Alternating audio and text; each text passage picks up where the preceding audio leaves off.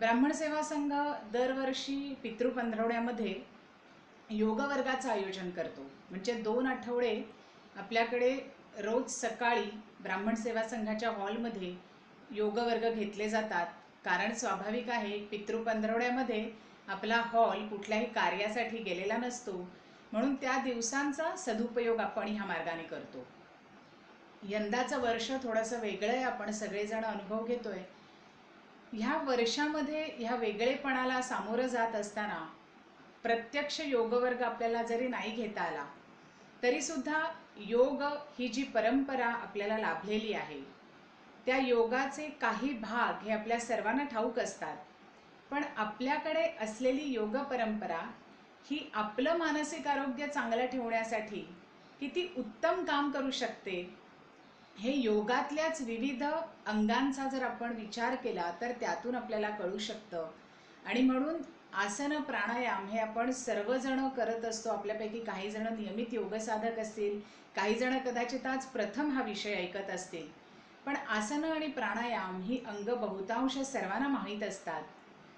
पण योग हा तितकाच मर्यादित नसून अजून अनेक अंग त्याला आहेत. आणि आजच्या ह्या व्याख्यानाचा मुख्य आपला विषय तोच आहे की आपल्याकडे ही जी योग परंपरा आहे, हा जो योग विषयाचा इतका सखोल अभ्यास झालेला आहे, तो अभ्यास आपल्याला आपलं मानसिक आरोग्य चांगलं ठेवण्यासाठी कसा उपयुक्त होतो. आणि दुसरा विषय अर्थातच आपण घेतलाय तो आयुर्वेदाच्या संदर्भातला आहे. बघा, सहजच मंडळी आपल्या लक्षात येईल की आयुर्वेद ही सुद्धा आपली एक भारतीयांची परंपरा आहे, ज्याला हजारो वर्षांचं आपल्याकडचं मूळ आहे. आपल्या ऋषीमुनींनी त्याच्यावर भरपूर काम केलेलं आहे. तर त्या आयुर्वेदाच्या माध्यमातून आपल्याला आपलं आरोग्य कसं अबाधित ठेवता येईल, कसं छान ठेवता येईल, ह्याचा विचार आपण दुसऱ्या व्याख्यानातनं करणार आहोत. मला वाटतं आत्ता ह्या म्हणजे कोरोनाच्या काळामध्ये कुठेतरी सगळ्यांना ह्याची जाणीव व्हायला लागली आहे की आपल्याकडे ही जी हजारो वर्षांपासून सांगून ठेवलेली आपली परंपरा आहे, आपल्या म्हणून ज्या गोष्टी आहेत, म्हणजे मग त्या अन्नाच्या स्वरूपातल्या असतील, आहार विहार विश्रांती ह्या तिन्ही घटकांवर काम करणाऱ्या असतील, किंवा योगशास्त्रासारख्या गोष्टी असतील, त्या सगळ्याचं महत्त्व हळूहळू आपल्याला सगळ्यांना पटायला लागलं आहे. त्यामुळे आता आपण मुख्य विषयाकडे वळूया. आजचा आपला विषय आहे योग एक मानसशास्त्र. आता अर्थात हा विषय आज निवडण्यामागचं थोडंसं प्रयोजन तुम्हाला सांगितलं. दुसरं एक हे सांगण्यामध्ये म्हणजे मी हा विषय का निवडला हे थोडंसं असं सांगेन की आधुनिक मानसशास्त्र किंवा ज्याला आपण वेस्टर्न सायकोलॉजी म्हणतो, त्या सायकोलॉजीचा अभ्यास करून गेली काही वर्ष प्रत्यक्ष समुपदेशन करते आहे. आणि त्यामुळे विविध प्रकारच्या मानसिक आजारांना सामोरे जाणारे विविध पेशंट्स म्हणूया आपण त्यांना, कारण जर आपण त्याला आजार म्हटलं तर त्यांना पेशंट्स म्हणायला हरकत नाही, असे सातत्याने भेटत असतात. आणि त्या आजारांचा विचार करताना कुठेतरी त्या सगळ्या मानसिक आरोग्य जे बिघडलेलं असतं त्यामध्ये वेस्टर्न सायकोलॉजी त्याचा काय विचार करते हे सगळं असतंच. पण त्याचबरोबर हेही सतत जाणवत राहतं की हे जे काही आजार होत आहेत त्याच्या मुळाकडे जर आपण जायचा प्रयत्न केला तर निश्चितपणे आपल्याला ह्यातून बाहेर यायला लवकर मदत होते. किंवा आपल्याला एखादा मानसिक स्तरावर काही छोटासा त्रास खरंच सुरू झालाय का हेही आपल्याला कळायला खूप लवकर मदत होते. आणि म्हणून आजचा हा विषय निवडलेला आहे की योग एक मानसशास्त्र. आता आपण जर योग ह्या शब्दापासून जर सुरुवात केली तर मुळात योग हा शब्द जो आहे त्याच्या मागचा मूळ धातू जो आहे तो युज हा धातू आहे. संस्कृत युज ह्या धातूपासून हा शब्द निर्माण झालेला आहे. आणि ह्या युज ह्या धातूचे 3 अर्थ सांगितलेले आहेत. पहिला अर्थ आहे तो म्हणजे जोडणे किंवा संयोग. जेव्हा कोणत्याही 2 वस्तू एकमेकांना जोडल्या जातात, मग शरीर आणि मन असेल, मन आणि बुद्धी असेल, बुद्धी आणि आत्मा परमात्मा, अशा अनेक गोष्टी आपल्याला योग विषयावर बोलतोय म्हणून आपण ह्या सगळ्या गोष्टींविषयी बोलू शकतोय. तर ह्या सगळ्या गोष्टी एकमेकांशी जोडून घेणं, ह्याला कुठेतरी युज हा धातू जो आहे त्याचा एक अर्थ हा आहे संयोग. दुसरा अर्थ त्याचा आहे समाधी. आणि तिसरा अर्थ त्याचा आहे संयम. म्हणजेच काय तर ज्या काही आपल्या चित्तामध्ये ज्या वृत्ती निर्माण होतात, आपल्या मनामध्ये जे विविध भावना विचार आपल्यामध्ये अहंकार असतो, त्यामुळे काही वेळेला काही गोष्टी निर्माण होतात. ह्या सगळ्या गोष्टी मिळून जे काही आपल्या चित्तावर संस्कार घडत असतात, ज्या काही वृत्ती निर्माण होत असतात, त्या वृत्तींवर संयम मिळवणं, त्या वृत्तींचा निरोध करण्यासाठी मदत करणं, असं जे काही एक गोष्ट आहे ती गोष्ट करायला आपल्याला योग मदत करतो. आणि म्हणून युज ह्या धातूचा एक अर्थ संयम असा सांगितलेला आहे, ज्याला आपण रिस्ट्रेन किंवा निरोध असंही म्हणू शकतो. मग आता हे जे दोन अर्थ आपल्याला सांगितलेले आहेत, त्यातला पहिला अर्थ जो आहे, जो स्वाभाविकपणे आपल्याला अनेक ठिकाणी सांगितला जातो की योग युज या धातूपासून आला आणि युज म्हणजे जोडणे. आणि आपल्याला स्वाभाविकपणे एवढं कळतं की शरीर, मन आणि बुद्धी ह्या तीन गोष्टींना आपण जोडायचा ह्या सगळ्या माध्यमातून प्रयत्न करतो. विशेषतः आपण जेव्हा योगासनांचा अभ्यास करतो तेव्हा बघा, आपण आसनं करत असतो, आपल्याला एकीकडे सांगितलं जातं की आता तुम्ही तुमच्या श्वासाकडे लक्ष द्या किंवा तुम्ही जी काही स्थिती धारण केली आहे त्याच्याकडे लक्ष एकाग्र करायचा प्रयत्न करा. सो शारीरिक स्तरावर काहीतरी सुरू असतं, त्याच्याबरोबर आपण कुठेतरी आपलं मन जोडायचा प्रयत्न करतो त्या क्षणामध्ये, की मी आत्ता ज्या कृतीमध्ये आहे त्या कृतीबरोबर मी कुठेतरी एकाग्र होण्याचा प्रयत्न करते. आणि बुद्धीच्या स्तरावर सुद्धा वेगवेगळे विचार येऊ नयेत यासाठी आपल्याला सांगितलं जातं की श्वासावर लक्ष दे. म्हणजेच आत्ता तुझ्या मनात वेगवेगळे विचार येणार नाहीत, तुझ्या बुद्धीला आपण एक विषय देऊया की ज्याच्यावर तो विचार करेल किंवा ज्याच्याकडे ते एकाग्र होईल तुझं चित्त.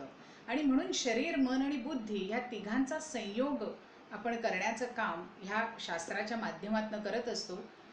एक छोटासा आपण जर कुठेही ह्या सगळ्या गोष्टींना जोडायचा विचार केला आणि प्रयत्न केला तर आपल्या लगेच लक्षात येतं की आधुनिक मानसशास्त्र आपल्याला काय सांगतं. आधुनिक मानसशास्त्र सांगतं थॉट्स, इमोशन्स अँड बिहेवियर.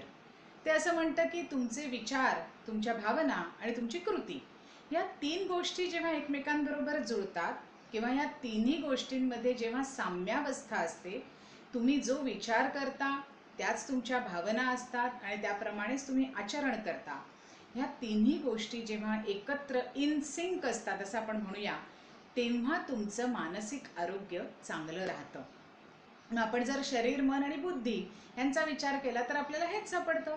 आपलं शरीर काय करतंय, बिहेवियर, प्रत्यक्ष कृती करतंय. आपलं मन काय करतंय, आपल्या भावभावनांना कुठेतरी संयमित करण्याचं, तिथे त्या शांत करण्याचं काम करतंय.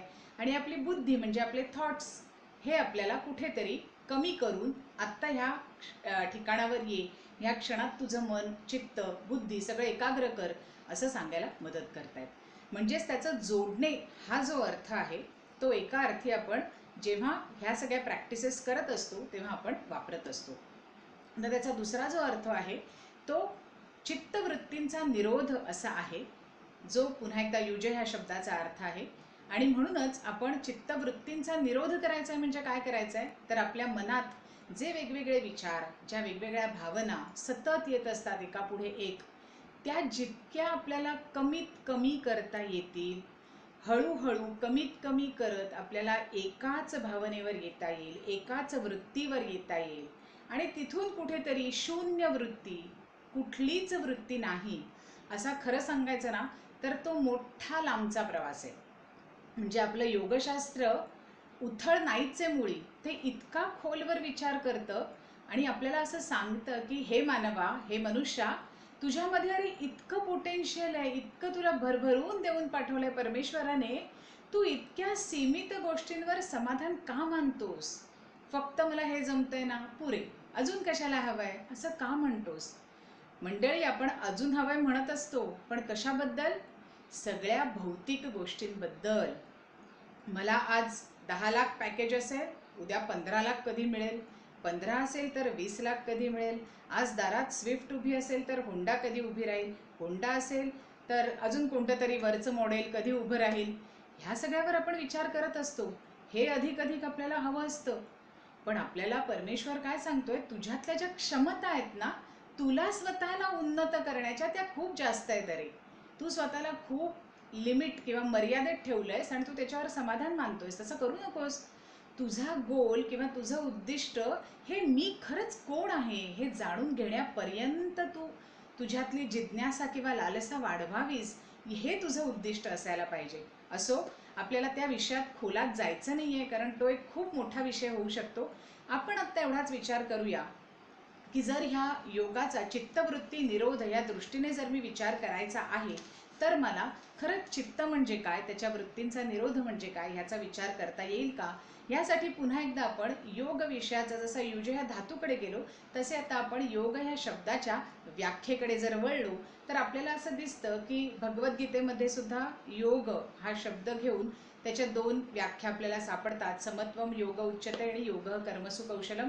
परत एकदा त्याच्या अर्थांमध्ये आपण आत्ता जाणार नाही आहोत कारण आपल्याकडे वेळ मर्यादित आहे आणि सांगण्यासारख्या गोष्टी भरपूर आहेत. ही एक व्याख्या आपल्याला मिळते किंवा आपल्याला दुसऱ्या काही ग्रंथांमध्ये योगेन आत्मदर्शनम असं याज्ञवल्क्य स्मृतीमध्ये आपल्याला व्याख्या मिळते. पातंजली योगसूत्रामध्ये मात्र दुसऱ्याच सूत्रात महर्षी पतंजली आपल्याला योग चित्तवृत्ती निरोधा अशी व्याख्या देतात योग म्हणजे काय हे सांगताना. आणि कुठेतरी असं वाटतं की जेव्हा आपण मानसिक स्वास्थ्य किंवा मानसशास्त्र हा विषय आज घेतो आहोत तेव्हा त्याचा संबंध कुठेतरी ह्या व्याख्येशी खूप जवळून जाणार आहे. आणि म्हणून आपण चित्तवृत्ती निरोध ही जर व्याख्या आत्ता जमेला धरली तर आपण ती पुढे कशी नेणार आहोत ते बघूया. महर्षी पतंजलींनी जसा आपल्याला अष्टांग योग सांगितलेला आहे तसंच तुम्हाला जर मी आत्ता एक साधा सोपा प्रश्न विचारला की योग म्हणजे नक्की काय हो, तर मला खात्री आहे की आपल्यापैकी बरीच जण अहो योग म्हणजे आसन, योग म्हणजे प्राणायाम, योग म्हणजे सूर्यनमस्कार, योग म्हणजे डायनॅमिक आणि पॉवर योगा आणि योग म्हणजे अनेक प्रकार असं खूप काही काही सांगतील, मला खात्री आहे त्याची. पण मंडळी योग हा ह्याच्या खूप पलीकडे आहे. आणि अगदी खरं सांगायचं तर ह्याच्याच बरोबरीने आपण सगळ्यांनी ऐकलेलं असतं हठयोग, ऐकलं आहेत ना. हठयोग हे कशावर काम करतं तर आपण शारीरिक स्तरावर आसन, मुद्रा, बंध ह्या ज्या योगशास्त्रातल्या क्रिया आहेत त्या सगळ्या क्रिया तुम्ही उत्तम रीतीने करणं आणि त्याच्यावर इतकं प्रभुत्व मिळवणं तुमच्या देहावर, तुमच्या श्वासावर, ह्या सगळ्याचा अभ्यास ज्याच्यात केला जातो तो आहे हठ योग. आता मगाशीच आपण बघितलं की योग हा शब्द आपल्याला शरीर, मन आणि बुद्धी या तिघांची सांगड घालून देणारा एकीकडे आहे आणि एकीकडे मनातले भावभावना आणि विचार कमी करून आपल्याला कुठेतरी अमन अवस्थेपर्यंत घेऊन जाणार आहे. आणि म्हणून जेव्हा कधी आपण योग हा शब्द या सगळ्यांना जोडतो आहोत तेव्हा त्यातल्या योग या शब्दाचा अर्थच मुळी हा आहे की माझ्या मनाची स्थिरता, एकाग्रता, शांतता ही मला ज्या गोष्टीमुळे प्रदान होऊ शकते ती गोष्ट म्हणजे योग. कारण जेव्हा हे दोन्ही घडेल तेव्हा निश्चितपणे आपल्याला मनाची शांतता मिळणार आहे. मग हठयोग, आपल्याला अय्यंगार गुरुजींचं नाव माहिती आहे की ते फार मोठे हठयोगी होते आणि त्यांनी हठयोग जो काही आपल्याला सांगितला आहे, जो काही करून दाखवला आहे, त्यामुळे आज जगभरात हठयोगाचा प्रसार झालेला आहे. दुसरा आपल्याला माहीत असतो कर्मयोग. कर्मयोग आपण सगळे म्हणतो की हो कर्म तर आपण नेहमी करत असतो, पण आपण सगळेजण सहेतुक मला काहीतरी मिळावं या भावनेने सकाम कर्म करत असतो. मग तुम्ही म्हणाल की हो मॅडम आम्हाला सांगितलं ना कोणी की निष्काम कर्म करा, की आम्ही थोडंसं तरी एखादं तरी निष्काम कर्म करतो, आम्ही कोणाला तरी दान देतो, कुठल्या तरी एखाद्या गरीब मुलाला शिक्षणासाठी मदत करतो, एखाद्या स्त्रीला जिच्याकडे फार पैसे नसतील तिला आम्ही आर्थिक मदत करतो, असं सगळं आम्ही करत असतो आणि तिथे आम्ही कुठे असं काही मनात ठेवत नाही की आम्हाला परत काही मिळावं. फक्त आमच्यातनं एवढंच घडतं कधी कधी की आम्ही हे दिलेलं जे दान असतं ना त्याविषयी सगळ्यांना सांगत जातो की मी ह्यांना एवढं दिलं, त्यांना तेवढं दिलं. मग सांगा मित्रांनो, हे दान आपलं निष्काम झालं का? हे दान कदाचित आपलं सकाम झालं असू शकतं की मला ह्यातनं कोणीतरी म्हणेल की अरे वा एवढं केलंस तू समाजासाठी, अरे वा छानच केलंस, एका मुलाला अख्खा त्याचा शिक्षणाचा खर्च करतेस, वा वा खूप छान. कुठेतरी आपल्या मनात हे असतं आणि योगशास्त्र आपल्याला हेच सांगतं की जोपर्यंत आपण सकाम म्हणजे सहेतुक सगळी कर्म करतोय तोपर्यंत आपल्याला कर्मयोग साधणं ही खूप दूर की बात आहे. त्यामुळे सगळ्यात पहिली पायरी कुठलं तरी एखादं कर्म हे निर्हेतुक भावनेने मला खरंच करता येतंय का हा विचार आपण करायला सुरुवात करूया. आणि त्याचा कर्मयोग ही अजून पुढची पायरी आहे, कारण कर्मयोग होण्यासाठी पुन्हा एकदा ते केलेलं कर्म आणि त्याची सगळी फळं ही आपल्याला परमेश्वराला अर्पण करावी लागतात, तेव्हा त्याचा कर्मयोग होतो. मग मंडळी कर्मयोग करणं हे सुद्धा आपल्याला वाटतं तितकं सोपं नाही आहे, खूप कठीण आहे. पण निश्चितपणे आपण जर जाणीवपूर्वक एखादी छोटीशी जरी कृती करायला सुरुवात केली ना तर हे कर्मयोग हा जो आहे तो आपल्याला निश्चित खूप मोठं समाधान देऊन जातो दिवसाच्या शेवटी. तसंच आपल्याला भक्तियोग ठाऊक असतो. आपण महाराष्ट्रात राहतोय, महाराष्ट्रात सगळे वारकरी, यंदा गेली नाही आपली आषाढीची वारी, पण दरवर्षी लाखो वारकरी विठ्ठलाचा गजर करत पंढरीला पोहोचतात. त्यांची भक्ती इतकी उत्कट दर्जाची असते की विचारता सोय नाही. त्यांना कशाचंच भान नसतं. आपण कुठे आहोत, कुठे राहतोय, किती दिवस लागणार आहेत, रोज किती चालायचं आहे. त्यांना एकच माहीत असतं, मला विठ्ठलाचं दर्शन घ्यायचं आहे. आणि विठ्ठलाचं दर्शन नाही झालं तरी हरकत नाही, कारण त्यांना माहीत असतं की एकादशीला मला विठ्ठलाचं दर्शन होणारच नाही आहे. पण मला कळसाचं दर्शन झालं ना तरीसुद्धा मी खूप समाधानी आहे, खूप आनंदी आहे. हे जे आहे, ही जी म्हणजे ज्याला आपण म्हणतो ना की अन्योन्य शरणभाव, की दुसरं काहीच नाही आता, फक्त तूच आहेस आणि मी तुला पूर्ण शरण आहे, ह्या भावाने जेव्हा आपण भक्ती करतो तेव्हा आपल्याला भक्ती योग साधता येतो. आपल्याकडे असंख्य संतांची ह्यासाठी उदाहरणं आहेत. संत कबीर आहेत किंवा संत गोराकुंभार आहेत. ह्यासारख्या मंडळींनी आपलं काम सतत करत राहिलेत ते, परंतु आपलं काम करत असताना कर्म आणि भक्ती ह्या दोघांचा सुंदर मिलाप त्यांनी केलेला आहे. त्यामुळे असे अनेक संत हे आपल्यासाठी भक्तियोगाचं उदाहरण होऊ शकते. आद्य श्री शंकराचार्यांसारखी व्यक्ती की ज्यांनी ज्ञानयोग आपल्या सगळ्यांसाठी सांगितला, अभ्यास आणि वैराग्य ह्या दोन गोष्टी जर स्वतः आपण अवलंबिल्या तर आत्मज्ञानापर्यंत माणूस कसा जाऊ शकतो हे आपल्याला त्यांनी सांगितलं. हा झाला ज्ञानयोग. नादयोग सुद्धा आपल्याकडे आहे. नादयोग म्हणजे काय, तर जे काही संगीतातले सूर आहेत त्या संगीतातल्या सुरांच्या माध्यमातून तुम्ही एकतानता, एकाग्रता त्या अवस्थेला पोहोचणं आणि त्यातून तुम्ही आनंद निर्माण करणं, तुमचं शरीर, मन आणि बुद्धी ह्याच्यातली एकतानता निर्माण करणं म्हणजे नादयोग आहे. जपयोग सांगितलं आहे.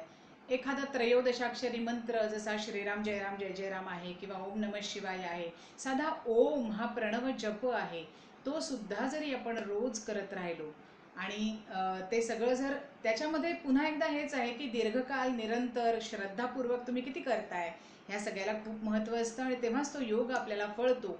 पण हा जपयोग आपल्याला सांगितला आहे. आणि आत्ता जसं म्हटलं तसं महर्षी पतंजलींनी सांगितलेला अष्टांग योग, ज्याच्यामध्ये 8 अंग सांगितलेली आहेत आणि त्या 8 अंगांमध्ये एखादी व्यक्ती ही सर्वसामान्य मानव जसे तुम्ही आम्ही असतो त्यापासून एखाद्या आत्मसाक्षात्कारी पुरुषापर्यंत टप्प्याटप्प्याने त्या व्यक्तीचा प्रवास कसा होऊ शकतो ह्याचं सुंदर 195 सूत्रांमध्ये आपल्याला त्यांनी विवेचन केलेलं आढळतं. आपल्यापैकी प्रत्येकाने ज्याने हा ग्रंथ वाचला असेल त्यांना तर ह्या सगळ्याविषयीची खात्री असेल, परंतु ज्यांनी हा ग्रंथ वाचला नसेल त्यांनी सुद्धा जरूर कधीतरी पातंजल योगदर्शन हा ग्रंथ हातात घेऊन वाचायला हरकत नाही. त्याच्यामध्ये जे मला तर असं वाटतं की जे विज्ञान मानतात, विज्ञानाधिष्ठित काम करणारी लोक आहेत की ज्यांना प्रत्येक गोष्ट ही विज्ञानाच्या लॉजिकच्या तराजूत तोलूनच घ्यायची असते, त्या व्यक्तींसाठी सुद्धा महर्षी पतंजलींचा हा ग्रंथ खूप महत्त्वाचा ठरतो. कारण ते इथे आपल्याला काहीही प्रमाण वगैरे मानायला सांगत नाहीत, ते आपल्याला रोखठोक एकापुढे एक सूत्र देत आहेत आणि तुम्ही जर ह्या मार्गाने गेलात तर तुम्हाला निश्चितपणे योग्य ते फळ मिळणार आहे याची ग्वाहीसुद्धा देत आहेत. फक्त योग मार्ग हा वैयक्तिक आचरायचा मार्ग असल्यामुळे आणि पूर्णतः अनुभवाधिष्ठित असल्यामुळे त्याच्यामध्ये फक्त शब्द प्रमाण किंवा फक्त थिअरी काम करत नाही. मी पातंजल योगदर्शन वाचलं म्हणून मी समाधी अवस्थेला गेलेले नाही किंवा कोणीच जाऊ शकत नाही ह्याचं भान आपल्याला निश्चित असायला लागतं. पण हो, हरकत नाही, आपण समाधी अवस्थेला नाही गेलोय, पण निदान त्या ग्रंथातल्या 4 सूत्रांची ओळख झाली ह्याच्यातला आनंदसुद्धा खूप मोठा आहे. आपण जेव्हा मगाशी म्हटलं तसं की हा विषय निवडताना मानसिक ह्या क्षेत्रामध्ये जेव्हा काम करते मानसिक आरोग्य, तेव्हा अनेक लोक येऊन भेटतात आणि मुख्यत्वे करून त्यांच्या समस्या असतात त्या काय असतात, तर खूप लोकांमध्ये खूप जास्त चिडचिड होत असते, राग येत असतो अनेक गोष्टींचा, निगेटिव्हिटी असते. म्हणजे काय ते म्हणतात इतर लोक म्हणजे त्यांना जास्त प्रॉब्लेम असतो तो इतर लोकांवर असतो, आपलं खूप काही चुकतं असं त्यांना वाटत नसतं. माझ्या ना बायकोचंच वागणं बरोबर नाही, माझ्या मुलामुळेच मला त्रास होतो, माझा नवरा आहे ना मॅडम तोच एकदम बेकार आहे हो, काय सांगू आता तुम्हाला. म्हणजेच काय की जगाकडे बघत असताना अतिशय एक नकारात्मक भूमिका तयार झालेली असते. काही जणांना कामाच्या ठिकाणी खूप अडचणी असतात, अशा व्यक्ती आलेल्या असतात. काही जणांमध्ये पराकोटीचा उदासीन्य असतं, खूप काळजी असते, कशाची तरी चिंता असते भविष्यातली. अनेक लोकांना कशाची तरी भीती वाटत असते. म्हणजेच ह्या भावना खूप तीव्र स्वरूपात काही लोक अनुभवत असतात. काही जणांचं मन एकाग्र होत नाही. अनेक पालक येतात आणि सांगतात, काय करायचं मॅडम, हा ना 2 मिनिटं सुद्धा एका जागी बसून लक्ष देऊन एक ओळ सुद्धा पुस्तकातली नीट वाचत नाही, त्यात सुद्धा त्याला उठायचं असतं. म्हणजे आपलं मन एकाग्र होत नाही. अटेन्शन, कॉन्सन्ट्रेशन ह्याच्याशी रिलेटेड आपल्याला अनेक समस्या असतात. थोडक्यात काय, ह्या सगळ्याचा उहापोह किंवा हे सगळं मी आपल्याला आत्ता ह्यासाठी सांगते की आपण जेव्हा योग ह्या विषयाचा मानसशास्त्र म्हणून त्याच्याकडे बघण्याचा जेव्हा एक दृष्टिकोन बघतो आहोत किंवा तयार करतो आहोत, तेव्हा आधुनिक मानसशास्त्र जेव्हा वेगवेगळ्या समस्यांशी डील करतं, तेव्हा खरंच कोणत्या समस्या, मानसशास्त्रीय समस्या घेऊन लोक येतात ते फक्त आपल्या कानावर घातलं. काही लोकांना पर्सनॅलिटी रिलेटेड इश्यूज असतात, म्हणजे त्यांच्या पर्सनॅलिटीमध्ये काही दोष असतात, जसं की त्यांना कोणतीही गोष्ट नित्यनियमाने करता येत नाही, म्हणजे ते डिसिप्लिन नसतात. आज मनात आलं केलं, उद्या मनात न्यायला नाही केलं. काही लोक खूप जास्त इंट्रोवर्ट असतात, त्यांना अजिबात चार चौघात जाऊन आपापलं काही सांगता येत नसतं. असे अनेक पैलू पर्सनॅलिटी जे असतात जे त्यांना त्रास देत असतात. काही लोक टोकाची परफेक्शनिस्ट असतात आणि त्यांना असं वाटत असतं की मी जसा परफेक्ट आहे तसंच प्रत्येक माणसानेही परफेक्ट असायला पाहिजे. म्हणजे आपण परफेक्ट असायला काही प्रॉब्लेम नाही हा, पण जेव्हा मी अशी अपेक्षा करते की माझ्याप्रमाणे इतरांनी सुद्धा परफेक्ट असायला पाहिजे, तेव्हा मंडळी खूप मोठे प्रॉब्लेम्स होतात. आणि तिथे कुठेतरी वादविवाद आणि आपलं इतरांबरोबर न पटणं आणि त्याचा मानसिक त्रास सुरू होणं ह्याला सुरुवात होते. ह्या अशा सगळ्या समस्या घेऊन जेव्हा मंडळी येत असतात, तेव्हा त्यांच्या मानसिक समस्यांकडे वेस्टर्न सायकोलॉजीचे आपापले संकेत आहेत, ज्या दृष्टिकोनातून आम्ही त्यांच्याकडे बघत असतो.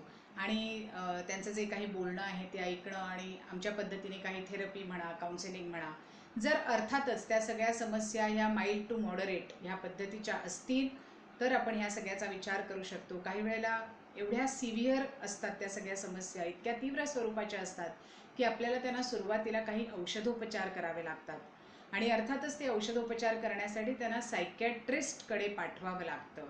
बऱ्याचदा आपल्याला सायकॅट्रिस्ट आणि सायकोलॉजिस्ट यांच्यामधला भेदसुद्धा खूपदा लक्षात येत नाही. लक्षात येण्यासारखं म्हणजे आपण सर्वसामान्यांना लक्षात येण्यासारखं हे नाही येते. म्हणून एक मिनिटात तो भेद विशद करते, म्हणजे आपल्याही कोणाच्या मनात गोंधळ असेल तर तो परत एकदा क्लिअर होईल.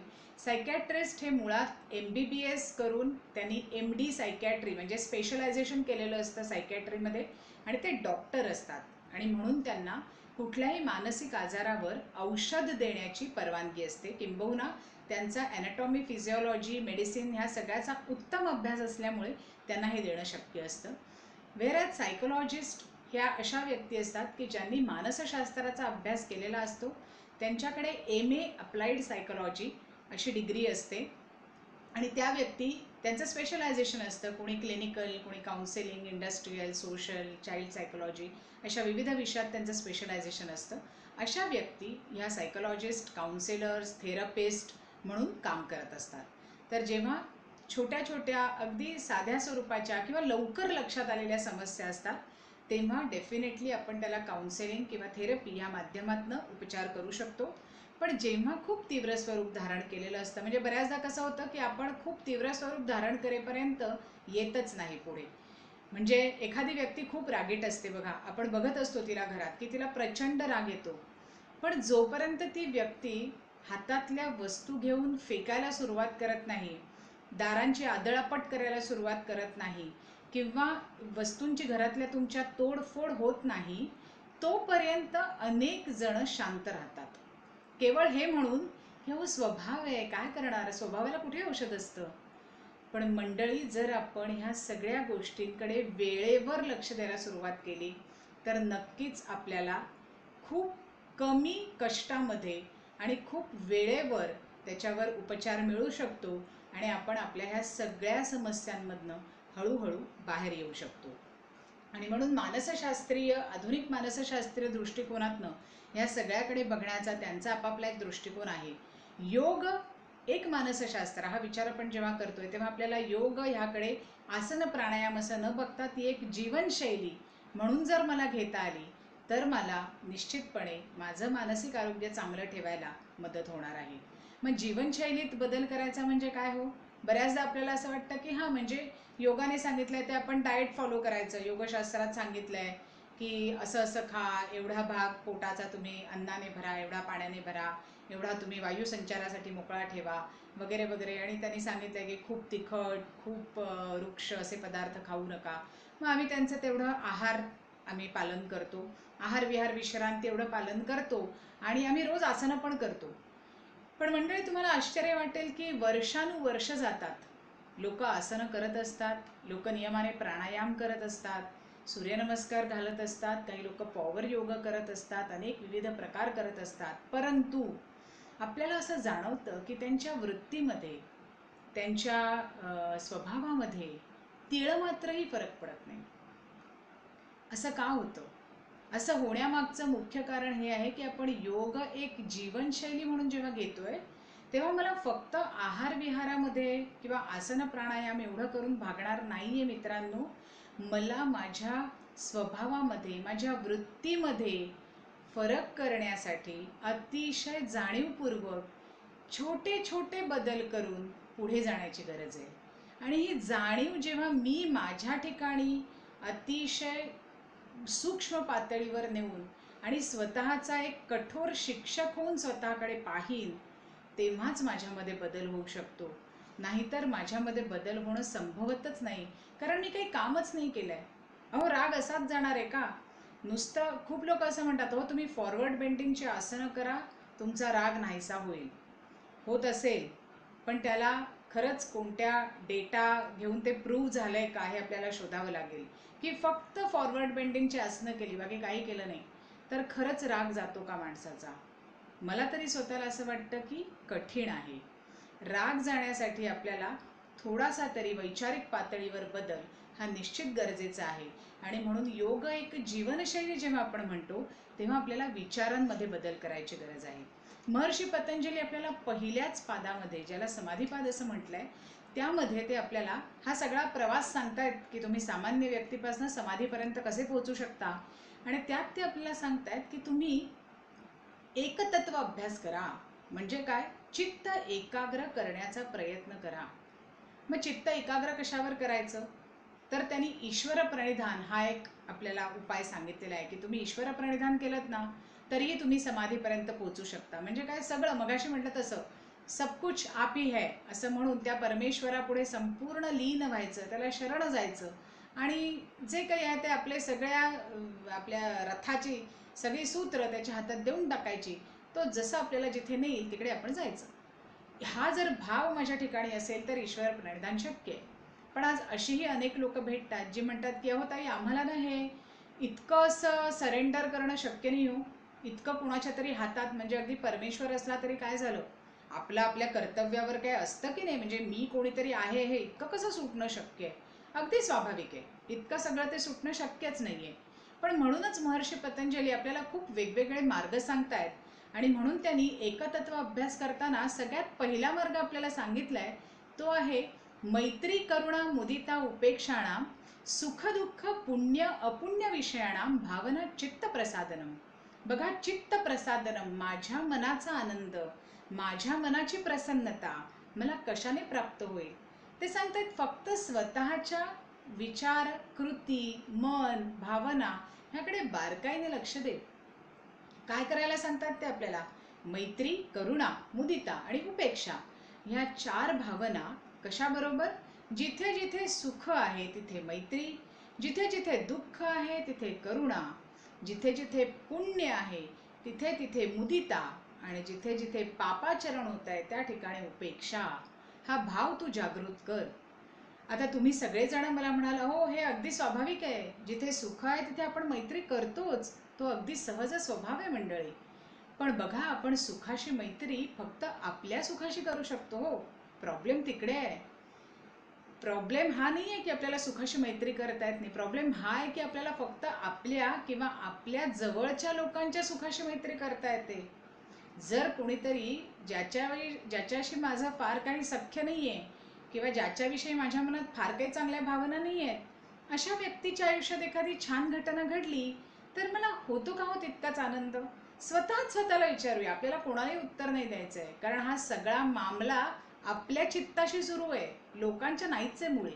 त्यामुळे मलाच माझं ह्याचं उत्तर द्यायचं आहे की मला खरंच छान वाटतं का? आणि मला जर खरंच छान वाटत असेल तर उत्तम, खूपच सुंदर, कॅरी ऑन, हेच कंटिन्यू करूया. पण जर वाटत नसेल तर महर्षी पतंजली आपल्याला हे सांगतायत की मंडळी, कोणाचंही सुख असू दे, मैत्री करूया. काय वाईट आहे? माझं सुख काय आणि दुसऱ्याचं सुख काय? मला त्याच्याशी फक्त मैत्री करायची आहे. मला हे विचार मनात नाही आणायचे की त्याने सुख कुठून मिळवलं, मग त्याला एवढे पैसे कुठून मिळाले, मग ते चुकीच्या मार्गाने मिळाले, त्याला एवढे मार्क कसे मिळाले, मला माहिती आहे त्याला कुठून तरी आतनं पेपर मिळाला होता म्हणून. हा विचार आपल्याला करायचाच नाही आहे. आपल्याला एवढंच म्हणायचं आहे की अरे वा, छानच, खूप मस्त, इथे माझी मैत्री सुरू झाली. दुःखाशी करुणा. माझं दुःख मला नेहमीच मोठं वाटतंय आणि त्याबरोबर माझा कारुण्यभाव नेहमीच आहे. पण जेव्हा दुसऱ्याच्या डोळ्यात मी अश्रू पाहतो, जेव्हा दुसऱ्याच्या आयुष्यात काहीतरी दुःखद घटना पाहतो आणि ती व्यक्ती जर माझी फार जवळची लाडकी नसेल, किंबहुना माझ्या मनात काहीतरी त्याचं पूर्ववैमनस्य असेल, तर पहिली भावना काय येते हो आपल्या मनात? बरं झालं, चांगली खोड मोडली, हेच होणार होतं. मिळायलाच हवी होती त्याला, अद्दल घडायलाच हवी होती. म्हणजे आपल्याला त्याला दुःख होतंय ह्याविषयी करुणा आपल्या मनात निर्माण होणं खूप दूर. आपण त्याच्या दुःखाविषयी कुठेतरी मनातल्या मनात आपण सुखावतोय, त्याला दुःख झालं या गोष्टीने. बघा, चित्ताची प्रसन्नता चालू आहे. विषय चित्ताची प्रसन्नता आपल्या स्वतःच्या. तिसरं त्यांनी सांगितलंय मुदिता. जिथे पुण्यकर्म चाललंय तिकडे मुदिता असू दे. आज एखादा यज्ञ होतोय शेजारी, आता सध्या हे काही घडत नाहीये, पण आपण असं इमॅजिन करूया की मागच्या वर्षी होत होते असे आपल्या शेजारी पाजारी कुठेतरी एखाद्या वस्तीमध्ये, एखाद्या पाड्यावर किंवा अजून कुठे एखाद्या ह्याच्यात एखाद्या पॉलिटिकल पार्टीने किंवा एखाद्या तुमच्या शेजार पाजारच्या नगरसेवकाने एक फार मोठा कार्यक्रम आयोजित केला आहे. त्याच्या वाढदिवसानिमित्त एक चांगला मोठा यज्ञ आहे, सगळ्यांसाठी जेवण आहे. पहिला विचार मनात काय येतो? आपण तो यज्ञ ह्याचं कौतुक करणं किंवा चला एवढा मोठा यज्ञ करतोय, आपण जाऊन काहीतरी त्याचं दर्शन घेऊया किंवा आपल्याला जे काही जमेल ते करूया, हा भाव खूप दूर राहतो. पहिला मुद्दा हा येतो आपल्या मनात, हा माहिती आहे कुठून पैसे गोळा केले, आमचेच लुबाडलेत ना, ह्याच्याकडे दादागिरी कर, त्याच्याकडे कर, असेच करून पैसे मिळवलेत. हो, पण आपण हा विचार करूया की असे मिळवलेले पैसे निदान तो यज्ञ कर्मासाठी आणि 4 लोकांना जेवू घालण्यासाठी करतोय. जर आपण इतका सोपा विचार केला, त्याने पैसे कुठून का मिळवेना, माझा हेतू एवढाच आहे की इथे पुण्यकर्म चाललंय, त्याविषयी मला आनंद आहे, संपला विषय. आणि जिथे पापाचरण सुरू आहे त्याविषयी मला उपेक्षा ठेवायची आहे. पण होतं मात्र अगदी वेगळं. जिथे कुठे पापाचरण सुरू असतं त्या सगळ्या ठिकाणी माझ्या मनात सगळ्यात पहिल्यांदा त्याच्यावर कोणाशी तरी जाऊन आता हे बोलते, हा भाव पहिल्यांदा येतो. ह्याने कसं वाईट केलं, त्याचं हे कसं चुकलं, हे बरोबरच नव्हतं, मला हे पटलंच नाहीये आणि ह्याला नक्की त्याची फळं मिळणार. अहो, आपण कोण आहोत लोकांना फळं देणारे? आपण कोणी नाही आहोत. हे जर एकदा माझ्या लक्षात आलं ना की मी पापाचरण, कोणाच्याही पापाचरणाची फळं देण्याला मी कोणी काबिल नाहीये, मला फक्त माझ्या काय त्या गोष्टींची फळं मिळणार आहेत, तर बघा, चित्त प्रसादनाचा निदान विचार तरी आपल्याला पटू शकतो. आणि जर हा विचार पटला, मैत्री करुणा मुदिता उपेक्षाणाम सुख दुःख पुण्य अपुण्य विषयाणाम भावना चित्त प्रसादनम, जर ह्या भावनांची आपण जोपासना केली तर आपलं मन प्रसन्न राहणं, आनंदित राहणं हे आपल्याला शक्य आहे. आणि जेव्हा महर्षी पतंजली आपल्याला हे सांगतायत तेव्हा मंडळी, आपलं काम एवढंच आहे की आपल्याला ते करून बघायचं आहे. कारण हे निश्चित प्रूव्हन आहे. जरी त्याच्यावर रिसर्च पेपर लिहिला गेला नसला तरी जेव्हा महर्षी पतंजली सांगतायत तेव्हा हे सिद्ध झालेलं आहे. आपल्याला त्याच्यावर श्रद्धापूर्वक विश्वास ठेवून आपल्याला त्याचा दीर्घकाल आणि निरंतर सराव करायचा आहे. आणि यासाठी गरज आहे ती रोज मनात हे ठेवण्याची की मला ह्या 4 भावनांची जोपासना करायची आहे, करायची आणि करायचीच आहे. आता एकतत्वाभ्यासामध्ये महर्षी पतंजली आपल्याला हे जसं सांगतायत तसेच अजून त्यांनी अनेक 4-5 गोष्टी सांगितल्यात की अजून कोणत्या गोष्टींवर तुम्ही चित्त एकाग्र करू शकता. आणि शेवटी ते म्हणतात, यथा अभिमत ध्यानात वा, तुम्हाला जी कोणती तुमची इष्ट गोष्ट आवडीची असेल त्याच्यावर तुम्ही ध्यान धरा. इथे एक मला गंमत आठवली म्हणून तुमच्याबरोबर शेअर करते. जेव्हा हा विषय आम्ही शिकत होतो सोमय्यामध्ये आणि रुद्राक्ष साक्रेकर सर आम्हाला शिकवत होते, आणि तेव्हा आमच्या वर्गातल्या असेच एक आमच्यासारखेच सगळे विद्यार्थी होते. एकाने असं विचारलं की सर, मग एखाद्याने आपल्या बायकोवर ध्यान केलं तर चालेल का? महर्षी पतंजली म्हणतायत, हो, यथा अभिमत ध्यानात वा. चालेल का मग बायकोवर ध्यान केलं तर? सरांनी त्यांना सांगितलं की हो चालेल की, काही हरकत नाही. त्यांचं जर बायकोवर ध्यान खरंच होणार असेल, चित्त एकाग्र होऊन, आणि जर त्या स्त्रीमध्ये ते एखाद्या शक्तीचा, देवीचा अंश, रूप पाहणार असतील सात्विक भावाने, त्यांनी जरूर करावं कशावरही ध्यान, काही हरकत नाही आहे. आपल्याला महर्षी पतंजलींनीच ही मुभा देऊन ठेवली आहे, तुम्हाला ज्या कशावर चित्त एकाग्र करायचं आहे त्या कशावरही करा, यथा अभिमत ध्यानात वा. ते फक्त चित्त एकाग्र नक्की करा, कारण मन स्थिर होण्यासाठी ह्याची खूप गरज आहे. मित्रांनो, मला कल्पना आहे ज्यांना मानसिक समस्यांना सामोरं जायला लागत असतं, त्यातल्या कुठल्याही व्यक्तीला आपलं चित्त एकाग्र करणं हे कधीच शक्य होत नाही. आम्ही जेव्हा त्या मंडळींना सांगतो की तुम्ही 1 मिनिट तरी डोळे मिटून बसू शकता का, तेव्हा खूप जणांचं उत्तर असं असतं की नाही ताई, आम्हाला 1 मिनिट पण डोळे मिटून नाही बसता येऊ शकत. कारण डोळे मिटले रे मिटले की डोक्यात विविध विचार सुरू होतात. मग ह्यावर उत्तर काय आहे? ह्यावर उपचार अगदी सोपा आहे. उघड्या डोळ्यांनी कोणतीही एक वस्तू निर्देशित करा आणि उघड्या डोळ्यांनी प्रथम त्यावर चित्त एकाग्र करण्याचा सराव करूया. हे तर आपण करू शकतोय, बंद डोळ्यांनी नाही जमणार, पण उघड्या डोळ्यांनी आधी करूया. 1 मिनिट, 2 मिनिट, 5 मिनिट, 10 मिनिट असं करता करता आपण नक्की पुढे जाऊ शकतो आणि आपलं मन स्थिर, शांत, एकाग्र करायचा प्रयत्न नक्की करू शकतो. हे जसं पहिल्या पादात आपल्याला महर्षी पतंजली सांगतायत, तसंच पुढे जात असताना दुसऱ्या पादामध्ये त्यांनी आपल्याला एकतर सुरुवात केली आहे तीच क्रियायोगाने केलेली आहे. म्हणजे आपल्यासारख्या सर्वसामान्य व्यक्ती ज्या कर्मावर खूप अधिष्ठान ठेवतात, अशा व्यक्तींनी काय करावं हे त्यांनी सांगितलं आहे. त्याच्यात त्यांनी परत एकदा आपल्याला 3 मार्ग सांगितले आहेत: तप, स्वाध्याय, ईश्वर प्रणिधानानी क्रियायोग. त्याच्यावर अगदी थोडक्यात आपण बोलूया आणि पुढे जाऊया. तप करायचं आहे म्हणजे काय करायचं आहे, तर कोणत्याही प्रकारे आपल्या शरीर मनाला काहीतरी एक सवय लावण्यासाठी आपण त्याला थोडेसे कष्ट द्यायचे. परंतु आपल्याला व्यासभाष्यामध्ये असाही उल्लेख सापडतो की चित्तप्रसादन तुमचं बिघडेल इतके कष्ट देऊ नका. म्हणजे not at the cost of चित्तप्रसादन. स्वतःच्या मनाला खूप दुःख देऊन, खूप यातना देऊन तप नका करू, पण तप करायचा प्रयत्न जरूर करा. मग आता आज तप करायचं आहे म्हणजे काय? कोणी आपल्याला म्हटलं हो मौनाचा सराव करा, तुम्ही म्हणाला हो खूप कठीण आहे, मौन बिवणं काय, मी इथे फोन शेजारी ठेवला की तो 10व्या मिनिटाला वाचतोय, त्याच्यात कोणाचा तरी मेसेज तरी असतो, नाहीतर फोनवर बोलायचं तरी असतं कोणाला, कसला मौनाचा सराव करणार? पण मंडळी, आपण जर असा विचार केला की खूप दीर्घकाळ नाही, पण मी 5 मिनिटं, 10 मिनिटं, 15 मिनिटं इथून कुठेतरी शांत बसून मौनाचा अभ्यास करायला सुरुवात करीन, तर कदाचित कठीण असेल आपल्यासाठी, पण ते आपल्याला इन द लॉंग रन खूप उपयोगी पडेल.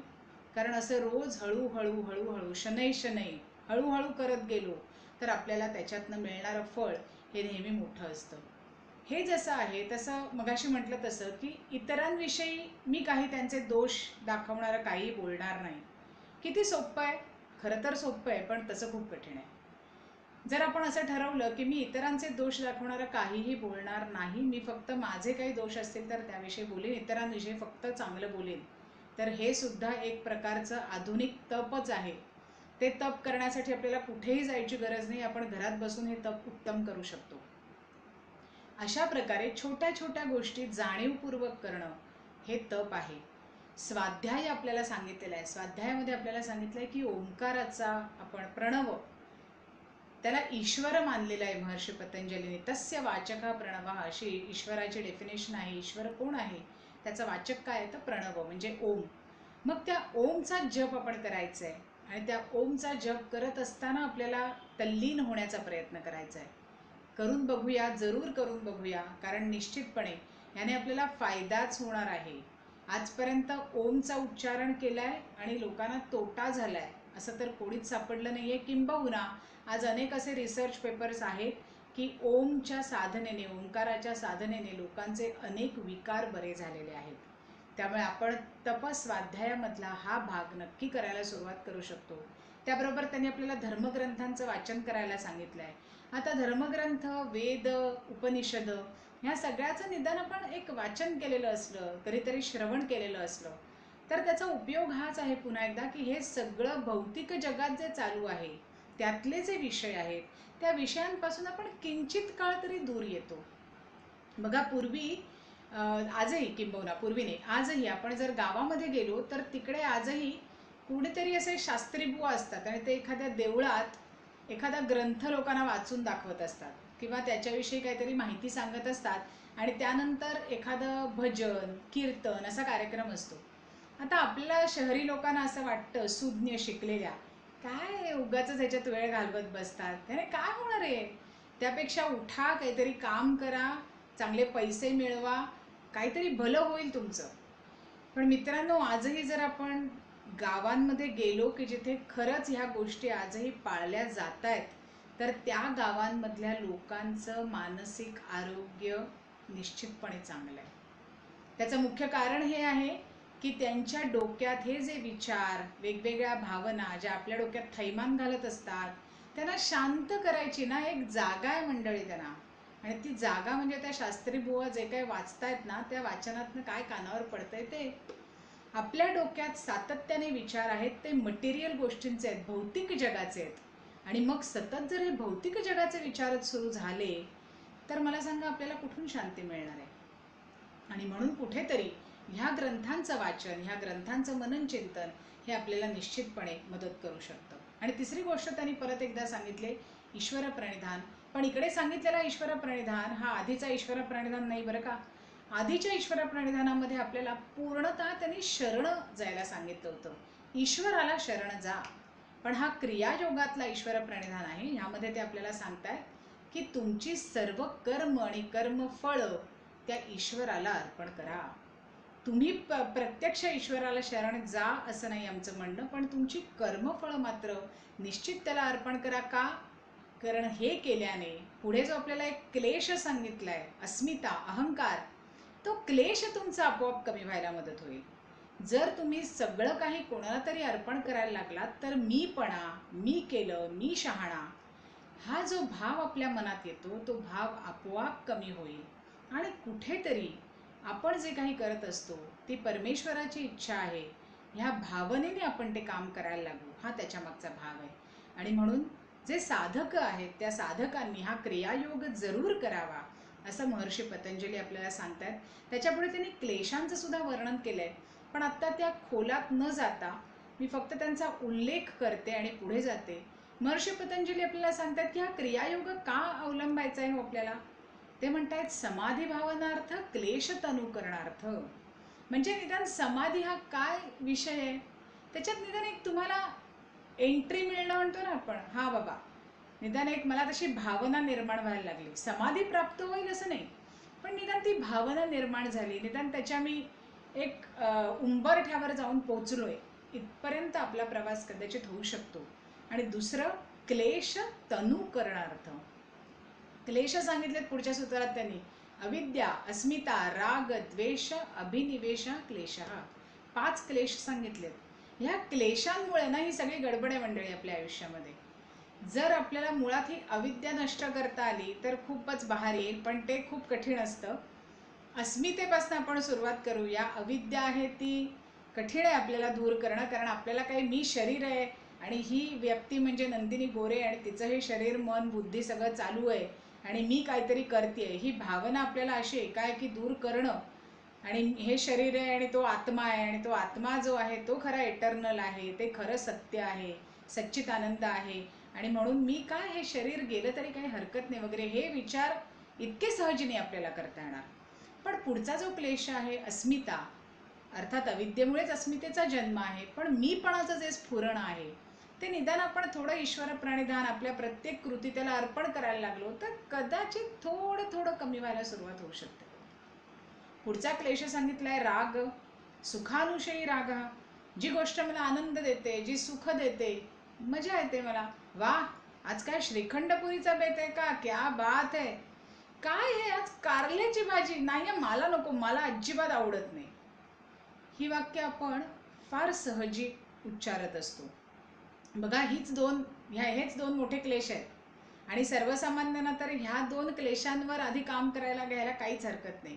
सुखानुशयी रागा, दुःखानुशयी द्वेषः. जे मला सुखकारक आहे त्याची सतत मला आस असते, त्याविषयी मला राग, हा राग म्हणजे चीड संताप नाही, हा राग म्हणजे अटॅचमेंट, मला त्याच्याविषयी आसक्ती अभिलाषा निर्माण होते, ती मला कुठेतरी कमी करता येते का.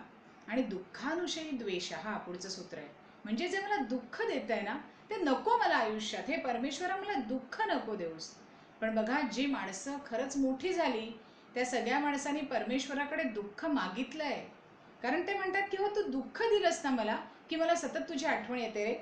जेव्हा दुःख नाही आहे ना तेव्हा तुझी आठवण नसते, त्यामुळे दुःख दे रे परमेश्वरा मला.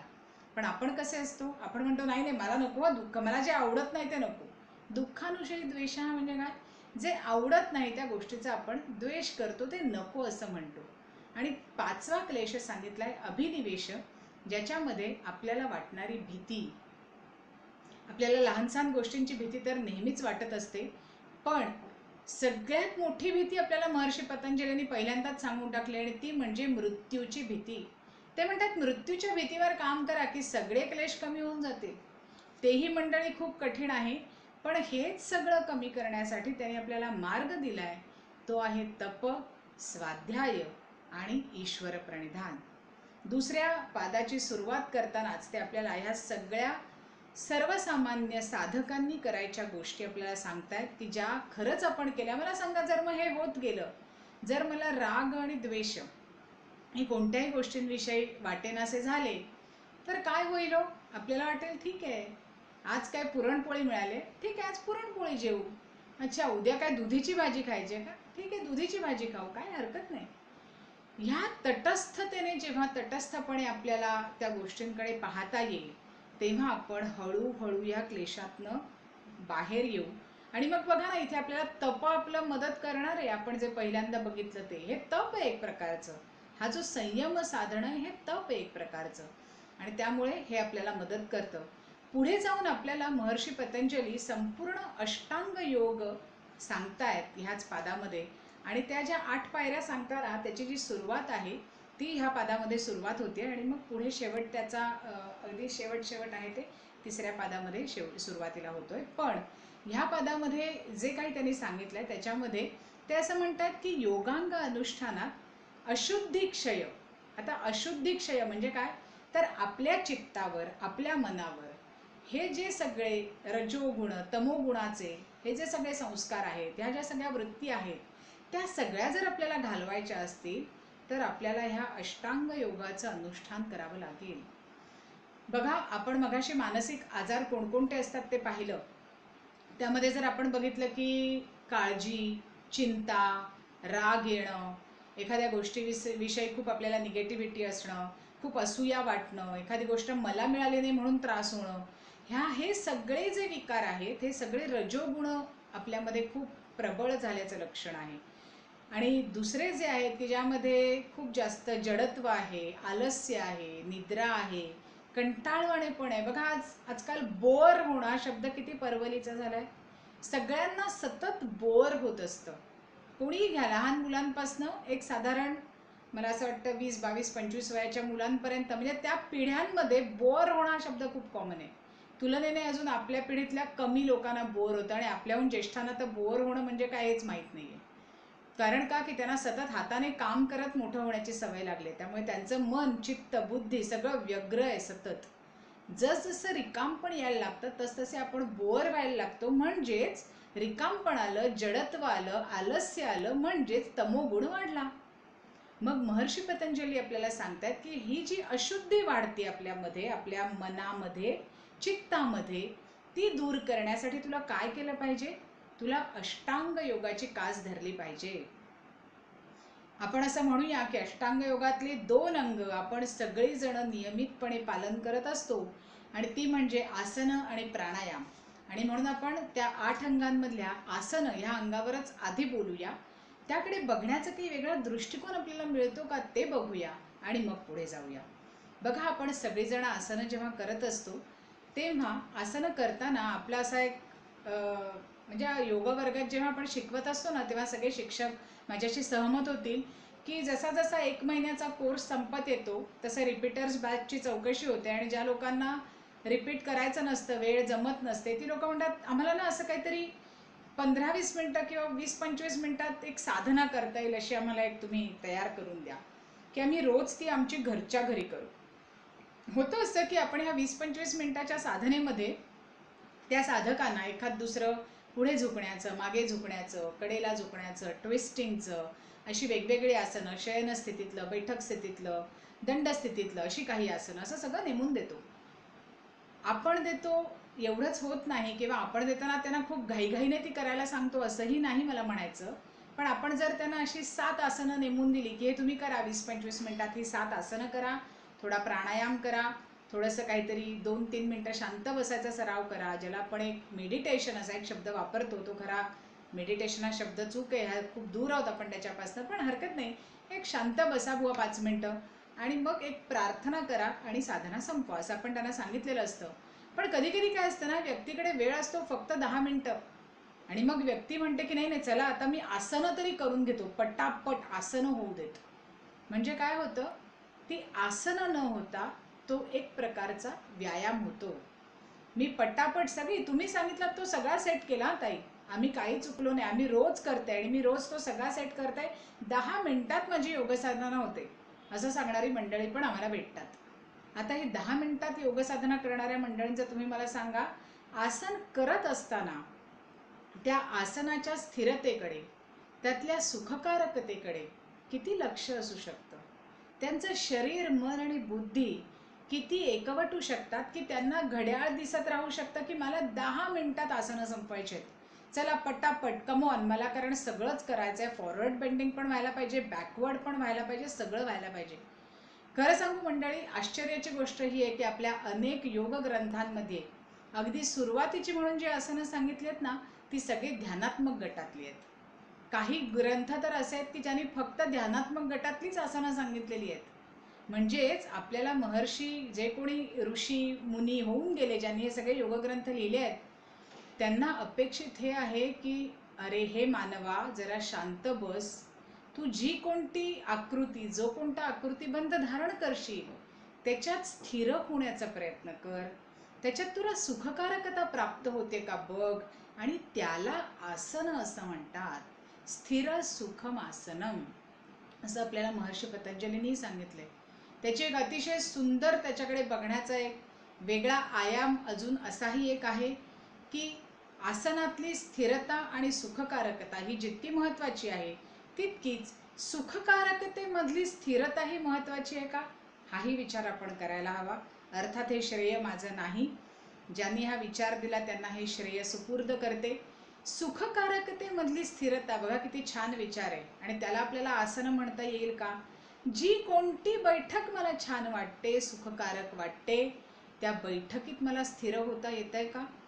बघा, प्रयत्न करून बघा, जर मन शांत नसेल ना मंडळी, तर आपण अगदी आपल्या पलंगावर आडवे पडून शवासनासाठी आदर्श स्थिती जरी घेतली असेल तरी आपल्याला त्या स्थितीत 5 सेकंद सुद्धा राहता येत नाही.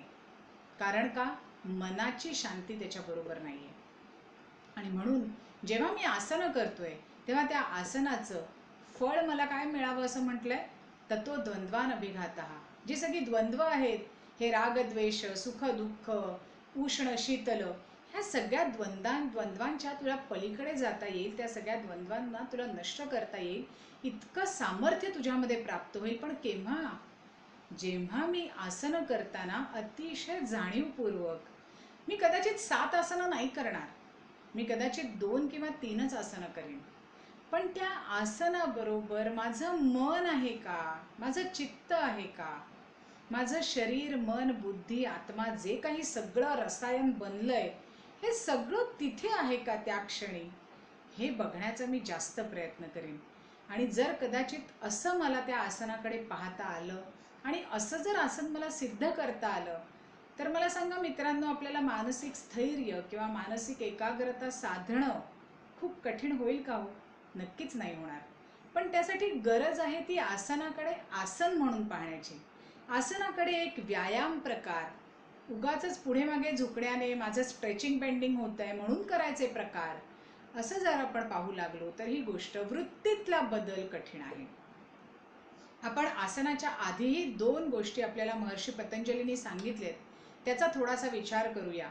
त्या 2 गोष्टी आहेत त्या अतिशय महत्त्वाच्या आहेत. त्या आहेत यम आणि नियम. जे योग मार्गातले आहेत त्या सगळ्यांना ह्याच्याशी परिचय आहे, या सगळ्या शब्दांशी.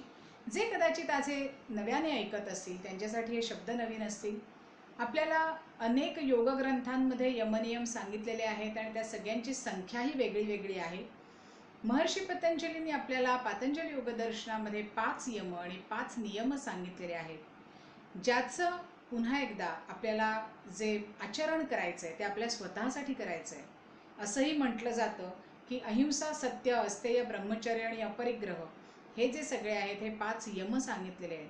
आणि शौच, संतोष, तपस्वाध्याय, ईश्वर प्रणिधान हे 5 नियम सांगितलेले आहेत. आपल्याला जे यम सांगितलेले आहेत त्याचं पालन आपल्याला समाजात वावरताना करायचं आहे आणि जे नियम सांगितलेले आहेत त्याचं आचरण आपल्याला वैयक्तिक आयुष्यात करायचं आहे. हे सगळं आपल्याला जरी सांगितलेलं असलं तरी मित्रांनो, एक गोष्ट निश्चित खरी आहे आणि ती म्हणजे ह्याचं पालन जर आपण करत असू तर ते चित्त ह्या पातळीवरच खरं तर होतं आहे, मनाच्या पातळीवर होतं आहे, बुद्धीच्या पातळीवर होतं आहे. आणि म्हणून त्याच्यापासून जे काही फायदा तोटा जो काही होणार आहे तो आपल्यालाच होणार आहे. समाजाला होईल न होईल तो मुद्दा वेगळा आहे, पण आपल्यालाच तो खरा होणार आहे. मग आता आपल्याला अहिंसा सांगितली, आपण म्हणतो आम्ही नाही कोणाला मारत जाऊन, आम्ही आमच्या मुलांना पण कधी मारलं नाही असं सांगतात लोक जेव्हा अहिंसेविषयी आपण बोलायला घेतो तेव्हा. हां, पण ना आम्हाला दर रविवारी मॅडम मला नॉनव्हेज लागतंच, त्याशिवाय नाही होऊ शकत. मी फक्त आत्ता श्रावण होता ना तो श्रावण पाळला, आमची मुलं तर ते पण नाही पाळत, पण मी श्रावण पाळला. बघा, ही जी अहिंसा आहे आपल्या मनातली ही खूप गडबडीची अहिंसा आहे बरं का. कारण ह्याच्यामध्ये आपण हिंसाला पण थोडासा स्थान देतोय आणि थोडंसं अहिंसेलाही स्थान देतोय. कुठेतरी आपल्याला हा विचार करायला लागेल की काया वाचा मनोभावे मला हे करता येईल का. आणि महर्षी पतंजलीने तर ह्याला महाव्रत असं म्हटलंय. त्यांनी म्हटलंय जाती देश काल समय अनवच्छिन्न, म्हणजे बापरे, हे तर खूपच कठीण आहे. पण एक सर्वसामान्य साधकांनी महाव्रत म्हणून जाऊ दे, पण एक अणुव्रत म्हणून, छोटंसं व्रत म्हणून एकच यमाचं, तेही काही दीर्घकाळापर्यंत पालन करायचा कदाचित सराव सुरू केला तर आपल्याला ते जमायला लागण्याची थोडीशी शक्यता आहे. तेही सर्व पातळ्यांवर जमणं खूप कठीण आहे, पण कार्य कठीण आहे इसीलिए करणे योग्य आहे ना. सगळी साधारण कामं तर कोणी करतं, आपल्याला कठीण कामच करायचे आहेत. आणि मग जर कठीण काम, एखादं शिवधनुष्य पेळण्यासारखं काम मला करायचं आहे तर त्याला थोडंसं तप लागणार, त्याला थोडेसे कष्ट होणार, पण ते मी नक्की करणार, कारण ते माझ्या स्वतःच्या आत्म्याच्या आणि आत्म्याच्यापेक्षा चित्ताच्या प्रगतीसाठी आहेत. माझ्या चित्ताची प्रसन्नता, माझ्या चित्ताचं त्यातले सगळे वृत्ती निघून जाव्यात, त्यातले विकार निघून जावेत, ह्यासाठी हे प्रयत्न चालले आहेत. मित्रांनो, थोडेसे स्वार्थी होऊया, सतत बाहेर बघण्यापेक्षा स्वतःकडे पाहूया आणि असं म्हणूया की मी आजपासून कोणता तरी अहिंसा, सत्य, अस्तेय, ब्रह्मचर्य, अपरिग्रह. मला असं वाटत असेल ना की माझ्यासाठी सत्य बोलणं कठीण असतं थोडं, प्रत्येक वेळेला नाही जमत. म्हणजे मध्यंतरी एक लेख वाचला होता चतुरंगमध्ये, असं म्हटलं जातं सत्य सदा बोलावे. आता आपण ती टर्मिनॉलॉजी बदलून टाकली आणि असं म्हटलंय सत्य कदा बोलावे. म्हणजे काय, जेव्हा मला वाटतं तेव्हा बोलावं, जेव्हा नाही वाटत तेव्हा जाऊ दे, नाही बोललं तरी चालतं असं म्हणून मोकळं व्हावं.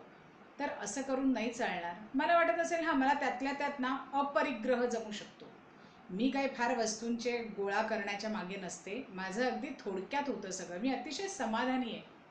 आपण सगळ्यात पहिल्यांदा आपलं किचन उघडावं आणि आपलं कपाट उघडावं. आणि या मागच्या वर्षभरात मी किती नवीन वस्तू या कपाटात घातली आहेत, किती नवीन वस्तू खरेदी करून घेतली आहेत, किती वस्तू कोणीतरी मला दिल्या त्याचा स्वीकार करून माझ्या कपाटात त्याची ॲडिशन केली आहे, ह्याचा विचार करायला सुरुवात करावी. आज मला हे नसेल जमलं, आज मला हा अवेअरनेस आला आहे, निदान आजपासून मी हा म्हणजे हा जो एक यम आहे तो जर फॉलो करायला थोड्याशा छोट्याशा स्केलवर सुरुवात करणार असेल तर आपण हा नक्की सराव करायला सुरुवात करूया की मी ह्याच्यामध्ये काय करू शकते, मला स्वतःला अपरिग्रह कसा करता येईल. आणि जे सोपं आहे ते आधी करायला घेऊया. यासाठी म्हटलं की जर मी म्हटलं की नाही नाही, जे कठीण आहे ते आधी करायला घ्या, तर आपण सगळे 5 दिवसात आपलं व्रत सोडून देऊ. महाव्रत काय, अणुव्रत काय आणि कुठलं काय, आपल्याला काहीच जमणार नाही. त्यातल्या त्यात जे सोपं आहे, जे आज त्यातल्या त्यात तुम्ही करू शकताय. मुळात व्रत ही गोष्ट अशी आहे की जी कोणी आपल्यावर फोर्स केलेली नसते, ती स्वतःच्या मनाने स्वीकारायची असते. त्यामुळे आज केवळ नंदिनी गोऱ्यांचं व्याख्यान ऐकलं म्हणून आपण ह्यातलं काहीही करणार नाही आहोत. आपण ह्याच्यावर श्रवण जसं केलंय तसं मनन पण करणार आहोत. आपापल्या आत्ता आहात तिथे पुढचे अनेक दिवस करा आणि ते मनन करून मग तुम्हाला जे त्यातनं सार निघेल आणि तुम्हाला जे वाटेल की हे मला नक्की करता येईल तेच आपण करायला घेऊया. कोणीतरी सांगितलं म्हणून काहीतरी आपण जेव्हा करतो तेव्हा ते व्रत होत नाही. त्यामुळे ह्या व्रतांचं पालन करताना आपण निश्चित हा विचार डोक्यात ठेवूया. हे जसे 5 यम सांगितलेत तसे 5 नियम सांगितलेत. शौच, संतोष, तप, स्वाध्याय आणि ईश्वर प्रणिधान. बघा, तपस्वाध्याय ईश्वर प्रणिधान इथे सुद्धा आहे, ते तिकडे सुद्धा होतं क्रियायोगामध्ये. ते क्रियायोगामध्ये यासाठी होतं कारण आपल्याला ते प्रत्यक्ष आपल्या कृतीमध्ये आणायचं आहे, कृती करत असताना त्याचं भान ठेवायचं आहे. हे जे नियम आपल्याला सांगितले आहेत, आपल्याला शौच आपण म्हणतो की हो मला सहज फॉलो करता येईल, मी इतकी स्वच्छतेची भुकती आहे ना, तुम्ही माझ्या घरात येऊन बघा, माझं घर हे एखाद्या शोरूमहून कमी नाही असं सांगणारी मंडळी भेटतात. आमच्याकडे तर असे येतातच क्लायंट्स की जे अतिशय परफेक्शनिस्ट आणि स्वच्छतेचे अतिप्रिय असतात. म्हणजे त्यांना स्वच्छता तसूभर कमी झालेली चालत नाही. लोकांनी त्यांचं जर ते काही मोडलं ना स्वच्छतेचे नियम तर प्रचंड चिडतात, डिस्टर्ब होतात ती लोक. पण मंडळी, हे जे शौच मी फॉलो करते हे फक्त बाहेर आहे आणि तेही मला माझं घर एखाद्या शोरूम सारखं ठेवायचं म्हणून आहे. पण माझ्या मनाच्या स्वच्छतेचं काय, माझ्या आतमध्ये बुद्धीच्या पातळीवरच्या विचारांच्या पातळीवरच्या स्वच्छतेचं काय. जर तो विचार कधीतरी मला शिवायला लागला की एक सगळं मनातलं जे काय ना ते सगळं साफ करून टाकूया रे. आपण हल्ली आपले सगळे फोन साफ करायला घेतो कधी कधी, सगळे फोटोज, गॅलरीज, व्हॉट्सॲप अकाउंट्समधले संदेश. आपल्याला आपल्या मन आणि विचारांमधली ही जी अशुद्धी निर्माण होते ती आपल्याला साफ करता येईल का? किंबहुना ते तिथे साठूच नाहीये म्हणून काही प्रयत्न करता येईल का? तिकडे कुठेतरी शौच हा विषय आहे आणि म्हणून तो विषय इतक्या सुपरफिशियल लेवलवर नाहीये. तर ते महाव्रत सांगितलंय. मग जर महाव्रत सांगितलंय, मला इतकं सगळं नाही फॉलो करता येणार, पण मला जर छोट्याशा स्वरूपात माझ्या पातळीवर माझ्या मनासाठी छोटंसं काहीतरी करता यायला लागलं तर मी निश्चित, ज्याला आपण बेबी स्टेप्स म्हणतो, छोट्या छोट्या बाळांच्या पावलांनी का होईना आपण नक्की पुढे जाऊ. त्यामुळे एक नियम आणि एक यम ह्याचं पालन निश्चितपणे मगाशी म्हटलं तसं आपण विचार करून, आपण त्याच्यावर मनन चिंतन करून आपण ठरवणार आहोत की मला ह्यातलं काय फॉलो करायचं आहे ते. आणि जेव्हा आपण असं काहीतरी करायला लागू तेव्हा नक्कीच सगळ्यात महत्त्वाची गोष्ट ही घडेल की यमनियमांचं पालन केल्यानंतर जेव्हा आपण आसनं करायला जातो तेव्हा आपल्याला आसनांमधली सहजता आणि आसनांमध्ये लक्ष छान केंद्रित करणं हे जास्त चांगलं जमू शकतं. कारण यमनियम आपल्याला चित्त शुद्ध करायला मोठ्या प्रमाणावर मदत करतात. जेव्हा आपण हे करतो तेव्हा इतरांविषयी कोणत्याही प्रकारचा राग, द्वेष, लोभ, मत्सर असं हळूहळू कमी व्हायला लागतं. आपण हळूहळू चांगल्या गोष्टींकडे वळायला लागतो, पुण्यकर्मांकडे वळायला लागतो, पापकर्म हळूहळू कमी व्हायला लागतात. म्हणजे जे सुखानुषयी राग आणि द्वेष आहे त्या सगळ्यामध्ये सुद्धा राग राहतो, म्हणजे अटॅचमेंट राहते. पण कोणत्या गोष्टींसाठी? पुण्यकर्म, जिथे खूप छान काहीतरी चाललंय, मी छान काहीतरी करतेय, लोकांना उपयोगी काहीतरी करतेय, मला आज ना 20 मिनटं मन एकाग्र करून बसता आलं, वा, त्याच्याकडे माझं जास्त ओढा किंवा अटॅचमेंट तयार होते. नक्कीच आपण पुढे जातोय, खूप प्रगती करतोय या वाटेवर, हा विश्वास आपण स्वतःला देण्याची गरज आहे. आणि त्यामुळे जेव्हा आपण योग एक मानसशास्त्र या विषयाचा विचार करतोय, अजून पुढे त्यांनी 8 पायऱ्या सांगितल्यात, त्यातल्या ह्या पहिल्या 3 आपण आता विचार केला. यम, नियम, आसन, प्राणायाम ही त्याची 4थी पायरी आहे. 5वी पायरी प्रत्याहार ही आहे आणि मग पुढे धारणा, ध्यान, समाधी अशा पायऱ्या आहेत. नक्कीच आपल्याला प्रत्याहारापासून पुढच्या पायऱ्यांकडे जाणं हे सर्वसामान्यांसाठी नेहमीच कठीण असतं. कारण आपल्याला जर यमनियम, आसन, प्राणायाम ह्याच 4 पायऱ्या अवलंबिता छान नाही आल्या तर प्रत्याहार करणं खूप अवघड होतं. कारण बघा, जर मन आपलं साफ नसेल, मन जर शुद्ध नसेल, तिथे जर सात्विक भाव नसेल, तिकडे जर पुण्याचे विचार नसतील, तिकडे जर मैत्री करुणा मुदिता उपेक्षा हे भाव निर्माण झाले नसतील, तर माझं मन एकाग्र होईल का हो? विचार करूया. मला स्वतःला वाटतं खूप कठीण आहे. का कठीण आहे? कारण जेव्हा मी ते मन एकाग्र करायला जाईन तेव्हा अनंत विक्षेप विचारांच्या आणि भावनांच्या मदतीने किंवा त्या माध्यमातून माझ्या डोक्यात प्रवेश करणार आहेत, माझ्या मनात प्रवेश करणार आहेत. आणि मग जर त्यांनी प्रवेश केला तर चित्त एकाग्र कुठे होणार आहे? चित्त एकाग्र होण्यासाठी आपण शांत असणं खूप गरजेचं आहे.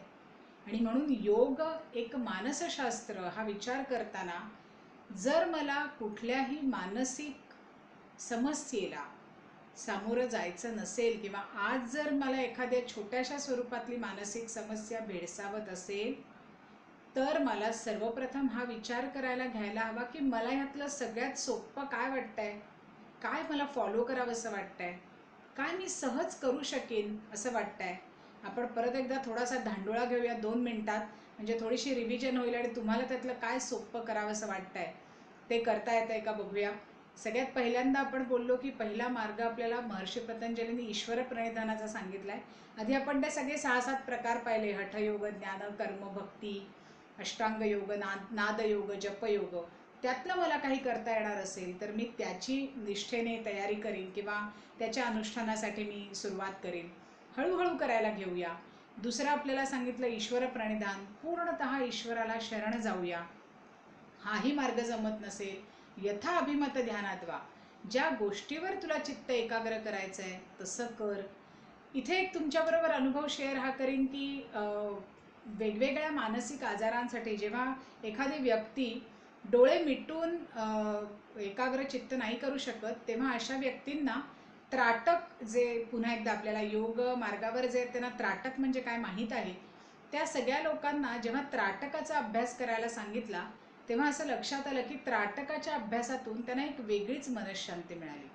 मग ते ज्योतिर्त्राटक असेल, सगळ्यांना ज्योतिर्त्राटक करण्याचा विधी माहिती नाही आहे, पण तो विधी जर आपण जाणून घेतला आणि ज्योतिर्त्राटक करायला घेतलं तर आपल्याला आपल्या मनाला अतिशय शांत वाटू शकतं. बरं, ह्याच्यात डोळे मिटण्याचं काम फार वेळ करायचं नाही आहे, किंबहुना जे त्राटक करायचं आहे ते डोळे उघडे ठेवून करायचं आहे. मग अंतर्त्राटक करताना फक्त डोळे मिटायचे आहेत. आपल्याला बहिर्त्राटक जरी छान करता आलं तरीही मन शांत व्हायला खूप मदत होते. त्यामुळे हा एक प्रयोग मानसशास्त्राचा जेव्हा प्रॅक्टिस करते आहे आणि पाहते आहे की लोकांवर काय त्याचे परिणाम होत आहेत, तेव्हा अजून याचं डॉक्युमेंटेशन असं नाही कुठे केलेलं, पण ह्या प्रयोगाचा उपयोग लोकांना होतोय हे निश्चित सांगायला मला आवडेल.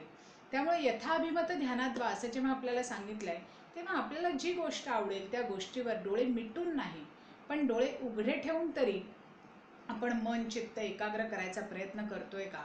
अगदी 1 मिनिटापासून सुरुवात करून 2 मिनिटं 3 मिनिटं असं हळूहळू करत मला पुढे जाता येत आहे का, हा विचार आपण करायला सुरुवात करूया.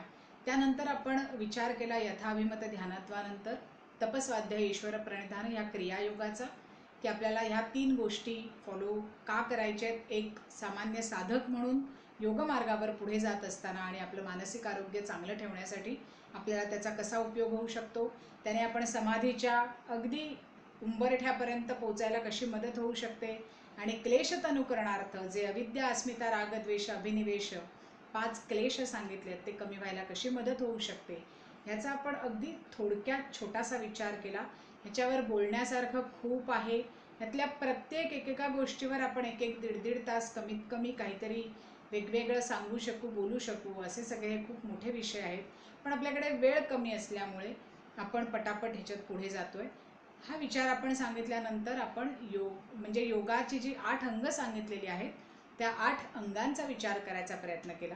त्यातल्याही आसनं ह्या गोष्टीकडे एका वेगळ्या दृष्टिकोनातून मला पाहता येतं का ह्याचा आपण विचार केला. आणि त्यानंतर आपण यम आणि नियम ह्या 2 गोष्टींचा विचार केला. 5 यम आणि 5 नियम ह्यामध्ये मला फॉलो करण्यासारखं काय आहे आणि मी त्यातून काय घेऊ शकतोय.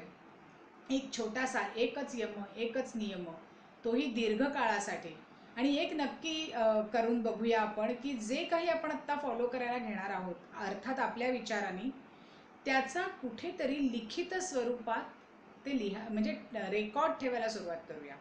त्याने काय होईल सांगते, जेव्हा तुम्ही 2 महिन्यांनी 4 महिन्यांनी ते तुमची वही उघडून बघाल, तेव्हा तुमचं तुम्हाला किंवा आपलं आपल्याला कळायला लागतं की मी 1 महिन्यापूर्वी हे करायला सुरुवात केली, 1 महिन्यापूर्वी सुरुवात केली तेव्हा काय माझे विचार होते, मी कुठल्या पातळीवर हे करू शकत होते आणि आज 1 महिन्यानंतर कुठेतरी मला थोडीशी प्रगती झाली आहे का माझ्यामध्ये.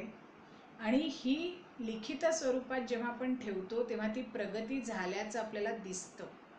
नाहीतर नेहमी आपल्याला असं वाटत राहतं की मला पुढे काय जमतंय, मी करते आणि सोडून देते, कुठे जमतंय मला, असं तरी एकतर आपल्याला वाटत राहतं. किंवा आपल्याला अर्ध्या हळकुंडाने पिवळं आपल्याला वाटतं चला झालं आता, म्हणजे माझ्यासारखी सत्यवचनी मी हरिश्चंद्रानंतर मीच आहे.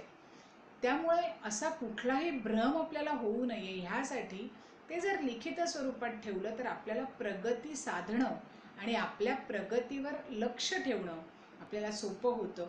म्हणून आपण हे लिहायला सुरुवात करूया आणि काही दिवसांनी ती वही उघडून बघूया आणि हळूहळू प्रगती करायला लागूया. त्यामुळे आसनांच्या बरोबरीने आपण यम-नियम ह्यांच्याविषयी बोललो. पुढची जी अंग आहेत, प्रत्याहार, धारणा, ध्यान, समाधी, ती तुलनेने आपल्यासाठी जरी मानसिक आरोग्य चांगलं ठेवण्यासाठी उत्तम मदत करणारी असली तरी मुळात ती साधली जाणं यासाठी आपली एक मूळ मानसिक बैठक असणं, अतिशय स्थिरतेची, अतिशय एकाग्रतेची, चित्त अतिशय शांत, कमीत कमी वृत्ती मध्ये मध्ये येणारं असं होण्याची गरज असते. आणि म्हणून तो अभ्यास कठीण असल्यामुळे आज आपण योग एक मानसशास्त्र याचा जेव्हा विचार करतोय तेव्हा सर्वसामान्यांच्या नजरेतनं हा विचार करतोय. म्हणून त्या 4 अंगांवर आत्ता काही भाष्य करत नाही. प्राणायाम आपण जर करत असू तर एवढंच सांगेन की प्राणायाम करताना निश्चितपणे कोणातरी योग्य व्यक्तीच्या मार्गदर्शनाखाली आपण तो करूया. आपण जर नवीन साधक असू तर कुठेतरी कसा तरी पाहिला म्हणून, टी व्हीवर पाहिला म्हणून, कोणीतरी सांगितला म्हणून, पुस्तकात वाचला म्हणून करायची ही गोष्ट नाही आहे. खरं तर आसनं ही सुद्धा गोष्ट तशी नाही आहे, पण आसनं हल्ली खूप लोक अशी करत आहेत. प्राणायाम करताना मात्र निश्चितपणे कुठल्या तरी तज्ज्ञ व्यक्तीच्या मार्गदर्शनाखाली तो शिकून घेऊया आणि मगच तो करूया. कारण ते एक दुधारी शस्त्र आहे. म्हणजे जसा त्याने आपल्याला फायदा होऊ शकतो तसाच त्याने आपल्याला तोटाही होऊ शकतो. आणि जर मला त्याचा तोटा भोगायचा नसेल, फायदा हवा असेल, तर मला योग्य व्यक्ती समोर असणं किंवा निदान तिचं मार्गदर्शन मी मिळवणं ही निश्चितपणे माझ्यासाठी महत्त्वाची गोष्ट आहे. आणि प्राणायामाचे सुद्धा खूप फायदे आहेत. पण प्राणायाम ही सुद्धा एक दीर्घकाल आणि निरंतर करायची गोष्ट आहे. आपल्याला अभ्यास कसा करावा एखाद्या गोष्टीचा हे सुद्धा महर्षी पतंजली खूप छान सांगतायत. ते सांगतायत सतू दीर्घकाळ नैरंतर्य सत्कारा सेवितो दृढभूमी. हे तुमचा अभ्यास दृढ कधी होईल, जेव्हा तू दीर्घकाळ निरंतर आणि अतिशय श्रद्धेने तो अभ्यास करशील तेव्हाच तो होणार आहे. त्यामुळे आपण यातल्या कुठल्याही गोष्टीचं पालन करायला घेऊया, ते निश्चितपणे आपल्याला आपल्या मानसिक आरोग्य चांगलं ठेवण्यासाठीच मदत करणार आहे. जर एखाद्याला मानसिक समस्या कोणत्या असतील तर मी असं सांगेन हे सगळं करून बघूया, पण तरीही त्रास होत असेल तर तज्ज्ञांकडे नक्की जाऊया. योगशास्त्र हे परिपूर्ण शास्त्र आहे, त्याविषयी मनात कोणताही संदेह नाही. परंतु जर आपण ऑलरेडी एखाद्या आजाराने त्रस्त असू तर फक्त योगशास्त्र आपल्याला पुरेसं ठरू शकतं का हे पाहावं लागेल. आणि म्हणून आम्हाला त्या ताईंनी सांगितलं आता योगा तुम्ही फॉलो करताय ना, मग काही प्रॉब्लेमच नाही असं मला म्हणायचं नाही आहे.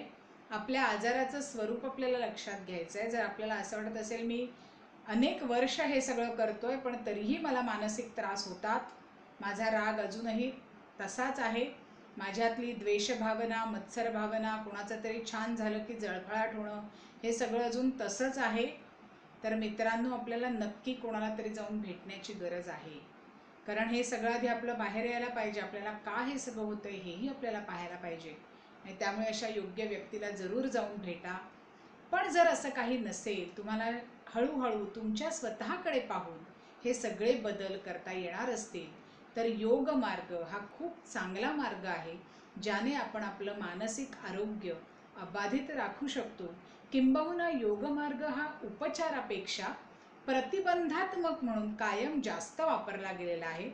म्हणजे पूर्वापार आपल्याला कोणत्याही गोष्टींचा प्रतिबंध करण्यासाठी एक जीवनशैली म्हणून योग वापरायला सांगितलेला आहे. त्यामुळे आज या बदलत्या काळामध्ये जेव्हा ऑलरेडी आपण काही गोष्टींना सामोरे जात असताना काही आजार आपल्यामध्ये निर्माण झाले असतील, तरीही योग आपल्याला मदत नक्की करेल. पण आजाराचं स्वरूप जाणून घेऊया आणि स्वतःकडे अतिशय जाणीवपूर्वक बघूया. ह्या सगळ्या व्याख्यानातला जर एक महत्त्वाचा कीवर्ड आपल्याला लक्षात ठेवायचा असेल तर तो हा आहे, टोटल अवेअरनेस, संपूर्ण जाणीव. आणि ती संपूर्ण जाणीव कुठे? तर मी जेव्हा, जिथे, ज्या क्षणात आहे, त्या क्षणात माझी संपूर्ण जाणीव आहे का? त्या क्षणात मी समरसतेने जगते आहे का? हा विचार जर आपल्याला करता आला ना, तर मनातली भावना आणि विचारांची जी सगळी आंदोलनं असतात ती खूप कमी व्हायला मदत होते. आणि म्हणून मित्रांनो, awareness is the key, is the word. प्रत्येक गोष्ट करताना अधिक जाणीवपूर्वक करूया, कारण कोणतीही गोष्ट जाणीवपूर्वक, एकाग्रतेने, तन्मयतेने करणं हाच योग आहे. आणि हे जेव्हा आपल्याला जमणार आहे, तेव्हा आपलं मानसिक आरोग्य निश्चितपणे चांगलं राहणार आहे. इथेच थांबते. आपण सर्वांनी हे थोडंसं दीर्घ, म्हणजे 7:20 झालेत, एक सव्वा तास सुरू आहे, 1 तास 20 मिनटं. विषय थोडासा कठीण आहे, पण तरीसुद्धा आपण सगळीजणं शांतपणे हे सगळं तुम्ही ऐकून घेतलं, त्याबद्दल तुम्हा सर्वांचे मनापासून आभार मानते. पुन्हा एकदा ब्राह्मण सेवा संघाचे आभार मानते. सर्वात शेवटी एक प्रार्थना करूया, जी सर्वांच्या भल्यासाठी आहे. जसं माऊलींनी पसायदान मागितलं आहे की संपूर्ण विश्वासाठी इतका मोठा विचार मोठे संतच करू शकतात. आपण रोज छोटासा विचार तरी नक्की करूया, पण प्रार्थना मात्र निश्चित विश्वबंधुत्वासाठी सर्वजण करूया. सर्वे भवन्तु सुखिनः, सर्वे सन्तु निरामया, सर्वे भद्राणि पश्यन्तु, मा कश्चित् दुःखभाग् भवेत्. ॐ शान्ति शान्ति शान्तिः. हरिः